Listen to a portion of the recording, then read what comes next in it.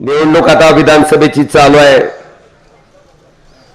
ही निवडणूक चालू असताना आपण नेहमी जे उमेदवार त्या ठिकाणी उभे आहेत त्या उमेदवारांमध्ये आपण तुलना नेहमी करत असतो की बाबा कोण माणूस आपल्याला आपल्या तालुक्यासाठी चांगल्या पद्धतीचं काम करू शकेल, कोण माणूस आपल्या तालुक्याला प्रगतीपथावर घेऊन जाऊ शकेल। आणि आम्हा पुढाऱ्याला माहित नसतंय की जनतेचं लक्ष आमच्या खालच्या पायाच्या नखापासून आमच्या केसापर्यंत आहे, डोक्यावरच्या। आम्हाला वाटतं आम्ही काय बी केलं तर लोकांना काही कळत नाही, लोकांना सगळं माहित असते। आणि म्हणून आजच्या निवडणुकीमध्ये जे आपले उमेदवार आहेत अभिजित आबा ह्यांच्या काही गोष्टी मला तुम्हाला आवर्जून या ठिकाणी सांगायच्या। कोरोनासारखी महाभयंकर महामारी होती, सरकारी दवाखान्याची इतकी प्रतिकूल परिस्थिती असायची की व्हेंटिलेटरचा बेड मिळण्यासाठी त्या बेडवरचा माणूस एकतर नीट होऊन बरा व्हावा किंवा मरणार अशी अवस्था तिथं असायची। आणि तो माणूस गेल्याच्या नंतर तो बेड रिकामा झाल्याच्या नंतर ऑक्सिजनच्या बेडवरचा माणूस त्या व्हेंटिलेटरच्या बेडवर जायचा आणि मग या ऑक्सिजनच्या बेडवर जी लाईनीत असलेली माणसं असायची त्याच्यातला माणूस यायचा। ऑक्सिजनचा प्रचंड तुटवडा होता, आपण बघितला असेल ऑक्सिजन कुठून कुठून मागावा लागत होता। भारत सरकारनं स्टील प्लांट सगळे बंद केले होते ऑक्सिजन मिळावा म्हणून। तशा परिस्थितीमध्ये स्वतः कारखान्याची डिस्टिलरी बंद ठेवून ज्या माणसानं या भारत देशातला सगळ्यात पहिल्यांदा ऑक्सिजन निर्मितीचा प्रकल्प कोणी केला असेल तर ते मला वाटतं आबांनी। आणि त्याच्या माध्यमातून ज्या लाखो लोकांचे प्राण त्या ऑक्सिजनमुळे वाचले, आबा त्याच्या कुटुंबाच्या आशीर्वादावर ही निवडणूक तुम्ही सहज पार करून जाचाल, त्याच्याबद्दल कुठलाही दुमत नाही। कारण पुण्याईची शुद्धोरी असावी लागते, पुण्याईची ताकद असावी लागते। ती आपल्या पाठीशी जर असेल तर जगातली कुठलीही ताकद, कितीही मोठी शक्ती आपलं नख सुद्धा त्या ठिकाणी वाकडं करू शकत नाही। उगा आम्ही उजळणी करायला लागलो, तुमचं दिसायला मला ठरलेलं।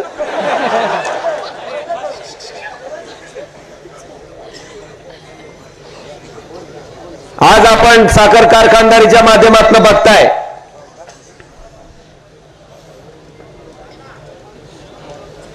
भारतीय जनता पार्टीचं सरकार कसं सूडबुद्धीनं वागतंय, बघितलं का नाही?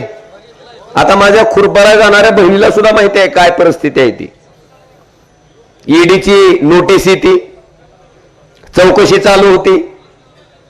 जसा गडी भारतीय जनता पार्टीत गेला किंवा शिंदे गटात गेला किंवा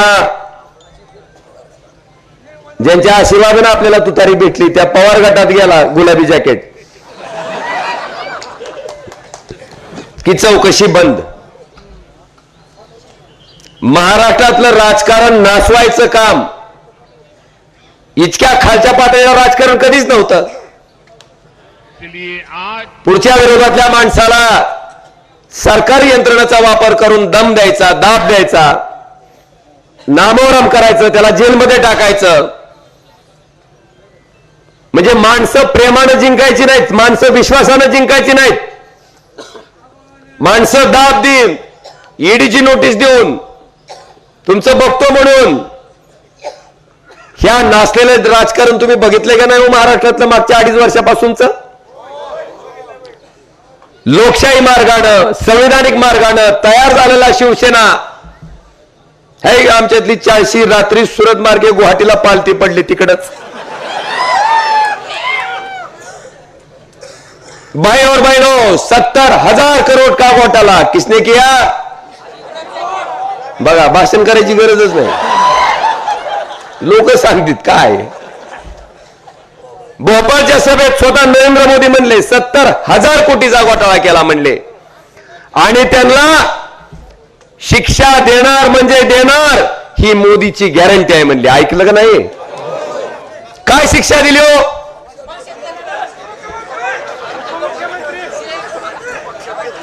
पाचव्याच दिवशी गडी कंबळाबाईच्या मंत्रिमंडळात उपमुख्यमंत्री आणि खातं कोणचं? अर्ज खातं म्हणले. यांच्या इतकं खायचं दुसऱ्याला कोणाला चांगलं माहिती आहे म्हणले. त्या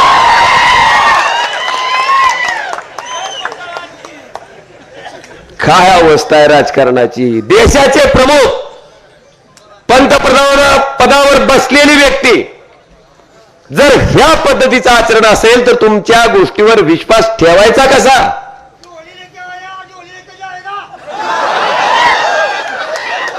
त्या झोडीत आपलं गाभार सगळंच घेऊन गेल्यावर काय करता पुन्हा?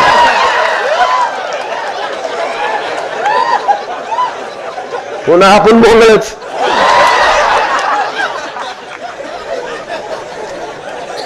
ती जाईल जोडी घेऊन. ही अवस्था आहे.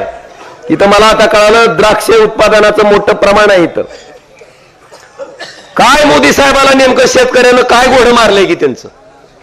पहिल्यांदा मुळा उठतंय तर कुणाच्या? शेतकऱ्याच्या. शेतकरी काय हेलिकॉप्टर मध्ये विमानामध्ये फिरायलाय का आपला?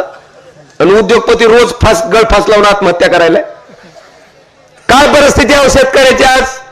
मला आता इथं सांगितलं नितीन कापसेजीने कापसेवाडीचं आंदोलन बेदाण्यासाठी तुम्ही द्राक्षापासून जो बेदाणा तयार करता त्याच्यावर केंद्र सरकार 18% जीएसटी घेते. किती? 18%. बघा गंमत बघा. बेदाण्यावर 18% जीएसटी आणि हेलिकॉप्टरच्या दुकानात हेलिकॉप्टर घ्यायला गेला तर 5% जीएसटी आहे.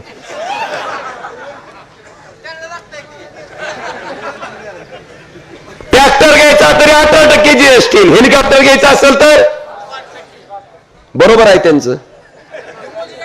नाही बरोबर आहे त्यांचं. बरोबर आहे.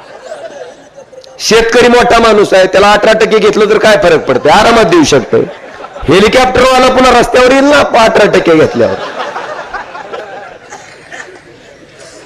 ती पटतंय का तुम्हाला?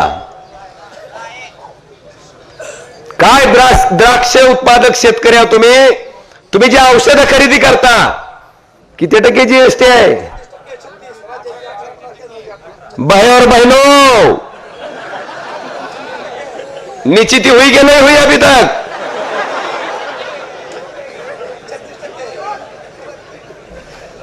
काय लबाड आहे का? आणि आपलं भाषण खोटं काहीच नसतंय. मी कोणावर तर टीका करायची काहीतरी बोलायचं म्हणून उगा हवेत फायटिंग करीत नाही. खरं आहे ती सांगतो आपण. ही अवस्था आहे शेतकऱ्याची. आता तुमच्याकडे सोयाबीनचा काय प्रश्न नाही. आमची सोयाबीनवाली तर रूम न घेऊन बसली. ती कवा येते ती त्यांना फोन करून विचारते ती, हॅलो मी अमुक अमुक आमदाराच्या ऑफिसून बोलतोय, लाडक्या बहिणीचे 1,500 आले का? फोन मधून हाणायची सोय नाही, तर जोडा फेकूनच हाणला असता त्यांना.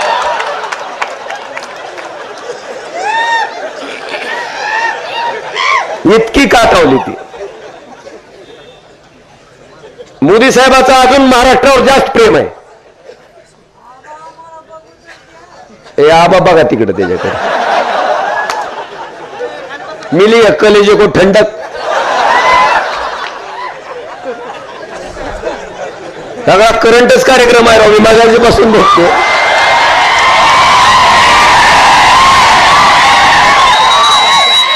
लय आबा प्रचाराचा ताण करू नका तुम्ही.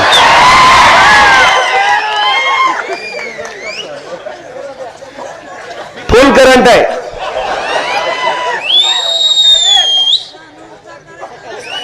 काय अवस्था आहे. विनोदाचा भाग सोडा, पण खरंच सरकार ह्या नात्यानं केंद्र सरकार असेल राज्य सरकार असेल आपल्याकडे बघतंय का? काय आपली अवस्था करून ठेवली. आपण एक उदाहरण सांगतो. ही जे आपले गावातले किराणे दुकानदार आहेत का, आता आमच्याकडे धाराशिवला डीमार्ट आले. डीमार्ट म्हणजे एकाच माणसानं अख्ख्या जिल्ह्याचा किराणा एका ठिकाणावर विकायचा. म्हणजे ही सरकार कसं वागतंय बघा. तुम्ही गावातल्या किराणा दुकानदाराला विचारा त्या डीमार्ट मुळे काय झालं. पूर्वी आमच्या गावातला किराणा दुकानदार 10-10 लाख रुपयाचा माल विकायचा दिवाळी आली की. आज अशी अवस्था आहे, 1 लाख रुपयाचा माल घेतला तर 10,000 रुपयाचं सुद्धा त्याचं विक्री झालेलं नाही. 90,000 तसाच माल पडून आहे. ह्याचा काय अर्थ? गावातल्या किराणा दुकानदारानं सुद्धा जगायचं नाही. जगायचं कोण? डीमार्ट वाल्या एकट्याच मालकानं. ही अवस्था आहे, ही परिस्थिती आहे.